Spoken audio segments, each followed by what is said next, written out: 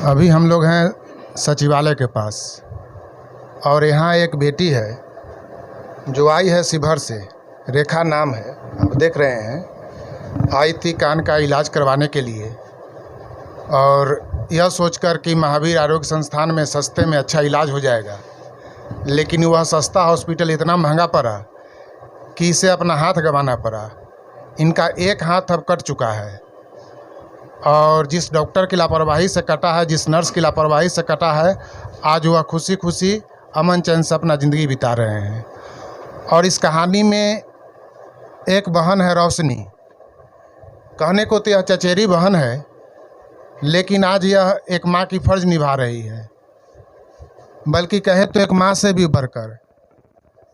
क्योंकि रेखा का जब हाथ कटने से पहले यह हाथ सड़ने लगा था और सड़कर मांस गिर रहा था और बदबू इतना था कि आप वहाँ सांस नहीं ले सकते हैं। इनके एक हाथ में परफ्यूम था तो दूसरी हाथ में अपनी बहन का वह सड़ा हुआ हाथ। इनसे सुनिए उस घटना के बारे में, उस दिन के बारे में। जब आप पीएमसीएच में गई उस समय आपके बहन के हाथ का क्या स्थिति था? फर्स्ट डे जब दिल्ली से आने के बाद पीएमसीएच गए तो हल्का हल्का हाथ स्मेल कर रहा था, तो इमरजेंसी वाले में गए। वहाँ डॉक्टर नहीं देखे, बदतमीजी से बात करके निकाल दिए कि कल आकर ओपीडी में दिखाना। फिर कल ओपीडी में पहुँचे तो ओपीडी वाले बोले कि इमरजेंसी में जाओ, ये इमरजेंसी केस है। हम बोले कि सर कल हम ओपीडी इमरजेंसी वाले में ही आए हैं, वहीं से आए हैं। तो सर बोले कि हाथ इतना ज़्यादा स्मेल कर रहा है तो क्यों नहीं देखा कर।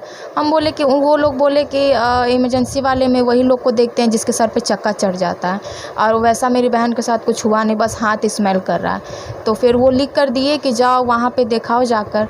तो वहाँ पे इमरजेंसी वाले में दूसरे डॉक्टर फिर देखे, वो देख कर बोले कि बहुत ज़्यादा हाथ स्मेल कर रहा है, एक बार हम पट्टी हटा कर देखना चाहेंगे कि हाथ का क्या स्थिति है। हम बोले ठीक है सर देख लीजिए, लेकिन स्मेल कर रहा है, हमको नहीं लगता आप देख पाइएगा। फिर ड्रेसिंग रूम में हम लोग गए, वहाँ पे काफ़ी लोग थे ड्रेसिंग रूम में। जैसे वो पट्टी हटाए सारा हाथ का मांस गिर गया, बस बचा हड्डी। अब वहाँ के जो नर्स थे, जो डॉक्टर सब थे, वो बहुत ज़्यादा डर गए कि ये कैसे हो गया, पूरा यहाँ पे सड़ा हुआ था, बस ऐसे ऐसे बचा हुआ था। और स्मेल इतना ज़्यादा था कि आसपास लोग नहीं आ रहे थे। जो पट्टी बांध रहे थे उनको भी उल्टी आ रहा था। हम बोले कि लाइए अब हम ही बांध लेते हैं। फिर हाथ में पट्टी बांधे, फिर इसको बेड पर लेटाया गया।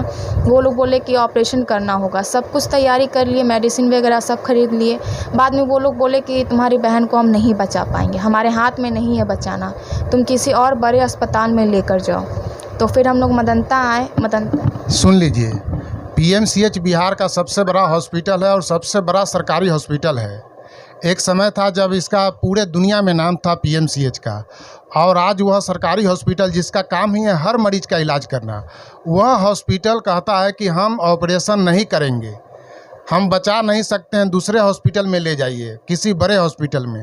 अब आप बताइए कि पटना में पीएमसीएच से बड़ा कौन हॉस्पिटल है?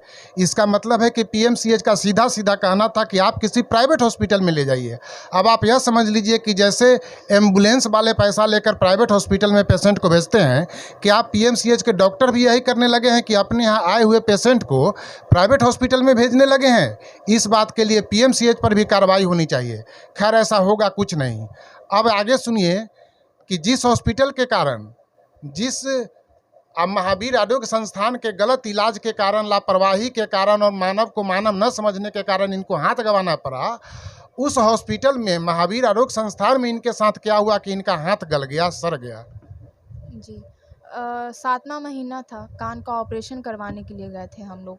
ऑपरेशन तो बहुत अच्छे से हो गया, लेकिन 12 तारीख के रात में 9 बजे नर्स ऐसा इंजेक्शन लगाती हैं कि 5 मिनट के अंदर अंदर ही दर्द शुरू हो जाता, और दर्द ऐसा कि ये ठीक से बैठ नहीं पाती थी, एकदम दर्द से उछलने लगती थी, और पूरा हाथ का कलर भी चेंज होने लगा।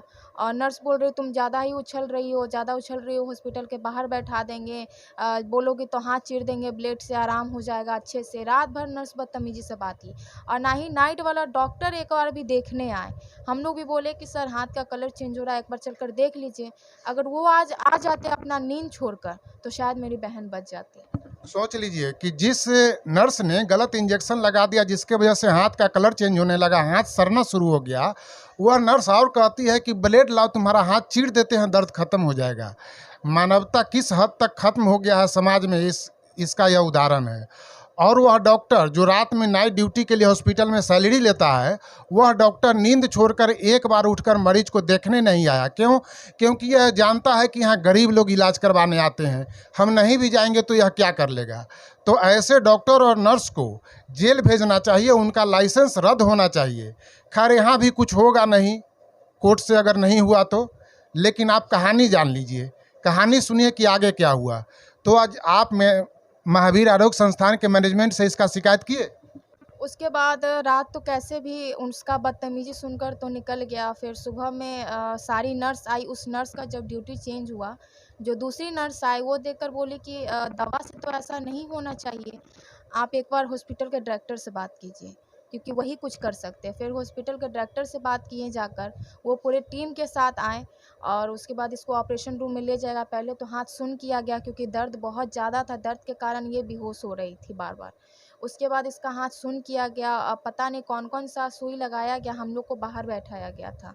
फिर शाम के 4 बजे हम लोग को IGMS भेजा गया कि वहाँ जाइए, अब आगे का इलाज वहीं पे होगा, हमारे पास सुविधा नहीं है। तो हम बोले कि कोई बड़ा बीमारी हो गया हाथ में तो वो भी बताइए, हम और भी अच्छे डॉक्टर के पास जा सकते हैं।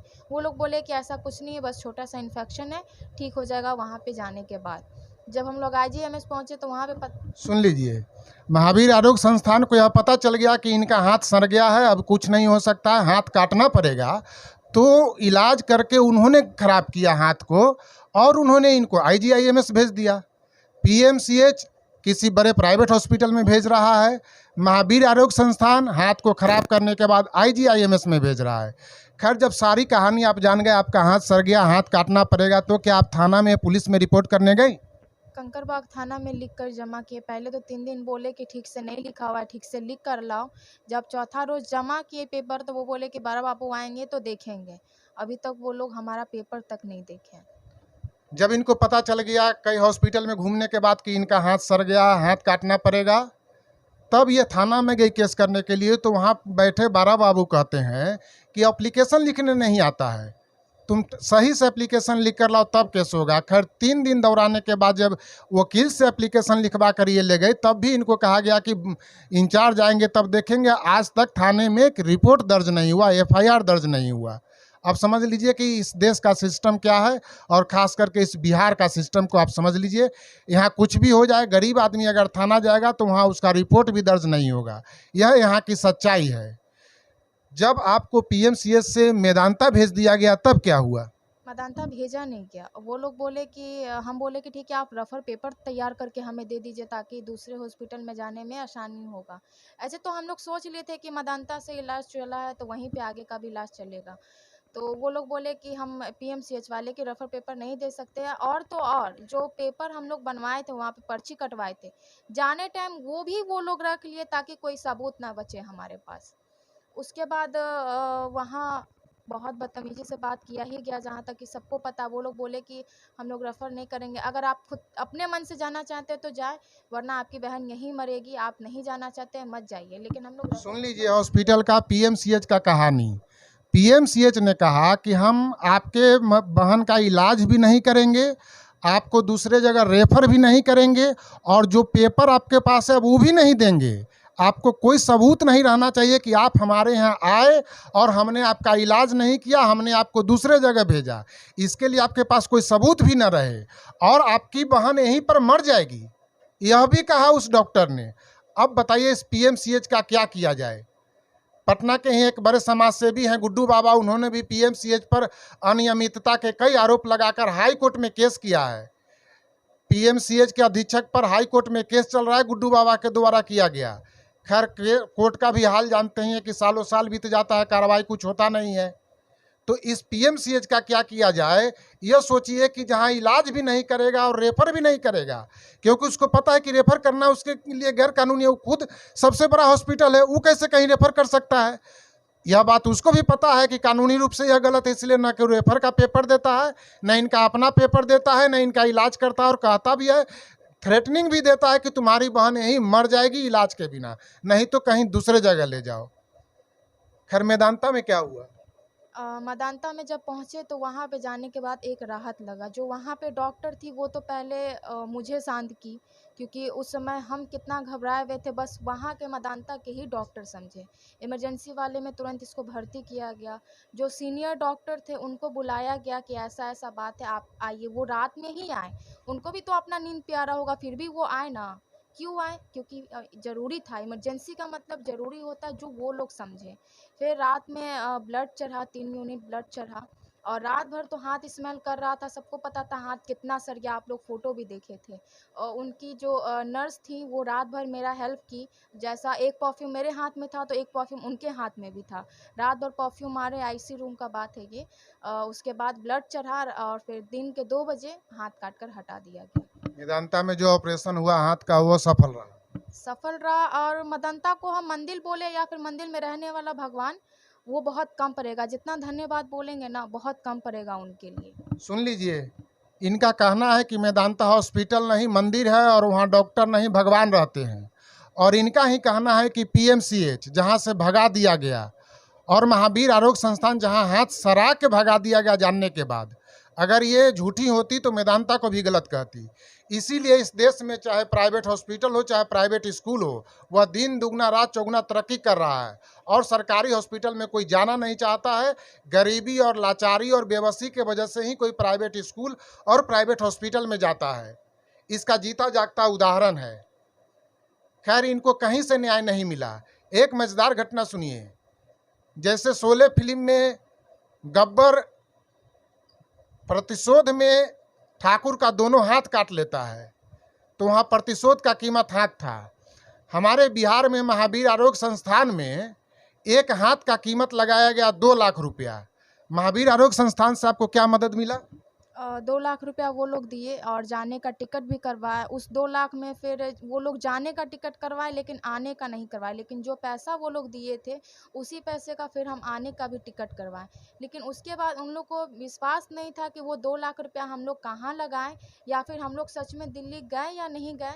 सुन लीजिए, बिहार के हॉस्पिटल में एक हाथ का कीमत है 2 लाख रुपया, यानी 2 लाख रुपया लगाइए आपको एक हाथ मिलेगा, या आप किसी का हाथ काट लीजिए और बदले में उसको 2 लाख रुपया दे दीजिए।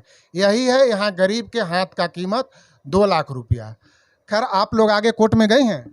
कोर्ट में तो पेपर लगाए हुए हैं, अब देखिए कब तक सुनवाई होता है, कब तक कार्रवाई होता है। एक वकील हैं जो इनके पास खुद चलकर आई हैं और उनका कहना है कि हम आपका केस फ्री में लड़ेंगे, हाई कोर्ट में रीट याचिका दाखिल करेंगे। उसका भी वीडियो, उसका उनका वकील का जो इंटरव्यू आपको हम साथ में दिखा रहे हैं, वह भी देखिए। अभी तो आपका केस फाइल नहीं हुआ है हाई कोर्ट में, क्या कहना है उनका? अभी तक तो नहीं हुआ है फाइल, लेकिन आगे होगा। लेकिन हम लोग सोच रहे हैं एक बार उन लोग से भी मिलने। वो लोग लगातार चिट्ठी भेज रहे हैं, लगातार फ़ोन कर रहे हैं, लगातार मैसेज कर रहे हैं व्हाट्सएप पे कि आ करके मिलो, हमसे गलती हुआ है। हम लोग मतलब कि मिलकर बात करने के लिए कह रहे हैं। गलती हुआ है यह तो महावीर आरोग्य संस्थान के डॉक्टर का, मैनेजमेंट का कई दिन पहले से ही मानना है। यह तो वीडियो है, भरा हुआ है सोशल मीडिया पे। महावीर आरोग्य संस्थान खुद स्वीकार कर रहा है कि हमसे गलती हुई है, लेकिन स्वीकार करने के बाद भी कोई कार्रवाई नहीं है, कोई समाधान नहीं है। इस बच्ची को कम से कम 2 करोड़ रुपया मुआवजा मिलना चाहिए, क्योंकि यह लड़की है, कोई काम नहीं कर सकती है एक हाथ कटने के बाद। इसका शादी होना, जो शादी तय था वह टूट गया, अब समझ लीजिए आगे कैसे होगा यह कौन बता सकता है। लेकिन इनको 2 लाख रुपया, 2 करोड़ रुपया, 2 लाख क्या 10 लाख तो ये खर्च कर चुके हैं। वो अभी कर्ज लेकर, ज़मीन गिरवी रखकर और अपना घर का जेवर गहना सब बेचकर। इनका एक भाई है, बड़ा भाई, क्या नाम है आपका? बलजीत। क्या करते हैं आप? अब सिक्योरिटी गार्ड का नौकरी करते हैं। रेखा का एक बड़ा भाई है बलजीत, वह सिक्योरिटी गार्ड का नौकरी करते हैं। समझ लीजिए कि एक सिक्योरिटी गार्ड के नौकरी करके शहर में अपना परिवार चलाना मुश्किल है। वह इस बहन का खर्च कैसे उठा रहे होंगे। इनके पिताजी मानसिक रूप से स्वस्थ नहीं है, एक तरह से कहिए कि वह मानसिक रोगी हैं। वो कुछ नहीं करते हैं, गांव में रहते हैं। परिवार की आर्थिक स्थिति काफ़ी जर्जर है, जिसको कि आप देखकर समझ सकते हैं। घर का नज़ारा भी आप देखकर समझ सकते हैं। यही एक रूम है जिसमें इनका रहना, खाना पीना, गेस्ट आना जाना सब कुछ है। एक सिक्योरिटी गार्ड की नौकरी से आप समझ ही सकते हैं। एक बहन है रोशनी, यह बहन नहीं कहिए कि यह पिछले जन्म की इस बच्ची की माँ है। जो इस जन्म में अब भी अपने माँ होने का फर्ज निभा रही है। नहीं तो आज के समय में ऐसा उदाहरण दूसरा आपको शायद खोजने से भी न मिले। और इससे भी मज़ेदार बात है कि मैंने इस परिवार को कहा कि आप क्राउड फंडिंग से कुछ पैसा जुटाइए ताकि आपके शरीर के देह के ऊपर, इस घर के ऊपर जो कर्ज चढ़ गया है वह कर्ज सधे और आपका ज़मीन घर गिरवी होने से बचे, बिकने से बचे। लेकिन गरीब आदमी को तो आप जानते हैं कि उसके पास पैसा नहीं होता है, लेकिन आत्मसम्मान बहुत होता है, गैरत बहुत होता है, और उसी आत्मसम्मान के वजह से ही लोग क्राउड फंडिंग करना नहीं चाह रहे हैं। हालांकि यह इनकी गलती है, हम समझते हैं कि इनकी नाइंसाफ़ी है। नेताओं के भरोसे रहकर कोई काम नहीं किया जा सकता है। नेताओं से काम हो जाए यह सिर्फ 1% है, बाकी 99% आपको खुद करना पड़ेगा। इनको क्राउड फंडिंग लेना चाहिए था अपना कर्ज उतारने के लिए, इनका इलाज करवाने के लिए और आगे इनके भविष्य के लिए। कोर्ट केस में महावीर आरोग्य संस्थान क्या करता है, कोर्ट कितना न्याय दिलवा पाती है और फिर कोर्ट के द्वारा क्या मुआवजा मिलता है, यह तो 2 साल 4 साल 5 साल बाद की बात है। पैसे की ज़रूरत आज है, इसलिए मैं इनसे फिर रिक्वेस्ट करूंगा कि ये अपना नंबर सार्वजनिक करें, अपना ईमेल, अपना मोबाइल नंबर सार्वजनिक करें, अपना अकाउंट नंबर सार्वजनिक करें, जीपे का नंबर, पे फोन का नंबर सार्वजनिक करें, जिससे कि आम आदमी 10 रुपया, 50 रुपया, 100 रुपया इनको भेजे। लेकिन ये ऐसा नहीं करना चाहते हैं, इनके आत्मसम्मान के खिलाफ है। लेकिन अब तो कोर्ट से ही उम्मीद है कि कोर्ट कुछ करे, क्योंकि नेता तो आएंगे नहीं। हमारे जो डिप्टी सीएम तेजस्वी यादव हैं वो इस देश के स्वास्थ्य मंत्री भी हैं, स्वास्थ्य का जिम्मा भी उन्हीं के ऊपर है और उनका ऑफिस 100 कदम दूर पे सचिवालय में है, यानी स्वास्थ्य मंत्रालय के ऑफिस के बगल में इनका निवास है। लेकिन आज 2 महीना बीतने के बाद भी एक दिन भी सरकार का कोई नुमाइंदा या सरकार का कोई विधायक, एमपी, मंत्री कोई भी यहाँ कदम रखने नहीं आया है। आज तक किसी का कदम नहीं पड़ा है। मुख्यमंत्री हो, उप मुख्यमंत्री हो, स्वास्थ्य मंत्री हो, किन्हीं का एक ट्वीट भी नहीं आया है। तो ऐसे में इन लोग से क्या उम्मीद किया जाए कि ये लोग क्या राहत देंगे और क्या न्याय दिलवाएंगे। तो अब तो सब कुछ कोर्ट के ऊपर है। हालांकि कोर्ट का रवैया भी सरकारी आदमी के खिलाफ उतना सख्त होता नहीं है, क्योंकि हाई कोर्ट में भी 9000 अवमानना का केस पेंडिंग है। आप समझ लीजिए कि पटना हाई कोर्ट में जब 9000 अवमानना का केस पेंडिंग है, यानी अवमानना का केस का मतलब कि हाई कोर्ट ने जो आदेश किया, बिहार सरकार के कर्मचारी अधिकारी उस आदेश का पालन नहीं किए। अब समझ लीजिए कि पहले से ही हाई कोर्ट के 9000 आदेश का पालन नहीं हुआ है, तो इनके मामले में जो आदेश हाई कोर्ट के द्वारा आएगा वह कितना पालन होगा, कब पालन होगा, मेरे समझ से परे है। तो अब ऐसे में क्या करना चाहिए, हम लोग सिर्फ आवाज़ उठा सकते हैं, इससे ज़्यादा कुछ नहीं कर सकते हैं। मेरा राय है क्राउड फंडिंग करें और पहले इलाज करवाएं, अपना आर्थिक हालत ठीक करें, क्योंकि हो सकता है कि आज मामला गर्म है तो इनका वकील भी फ्री में 2-4 डेट पर चला जाए कोर्ट में, इनका काम कर दे। लेकिन जब मामला ठंडा पड़ जाएगा तो हो सकता है कि वकील फिर इनसे कोर्ट में जाने के लिए पैसा मांगे, और नहीं तो कहे कि आज हमें फुर्सत नहीं है, कल हमें फुर्सत नहीं है, और इनका मामला इसी तरह सालों साल कोर्ट में पेंडिंग में चलता रहे। अब आप जनता से भी ही अब उम्मीद है, आप जनता आवाज़ उठाइए ताकि इनको न्याय मिल सके, और आपके द्वारा उठाए गए आवाज़ से ही कुछ संभव है। नहीं तो इस देश में, इस सरकार में और इस व्यवस्था में शायद ही कुछ न्याय किसी को मिल पाए। लेकिन हम तो उम्मीद करेंगे कि इस बेटी को न्याय मिले और इनके तीमारदारी में लगे हुए इनके बड़े भाई और इनकी माँ स्वरूप यह बहन, इनके किए गए प्रयास को सफलता मिले और यह लड़की फिर अपने पैरों पर खड़ा हो सके, जो आज बोल भी नहीं पाती है, आज एक वर्ड नहीं बोलती है, या तो रोती है या तो बेहोश हो जाती है। बहुत बहुत धन्यवाद। आप देखते रहिए तेजस न्यूज़ और दुआ कीजिए इनके लिए और आवाज़ उठाइए। धन्यवाद।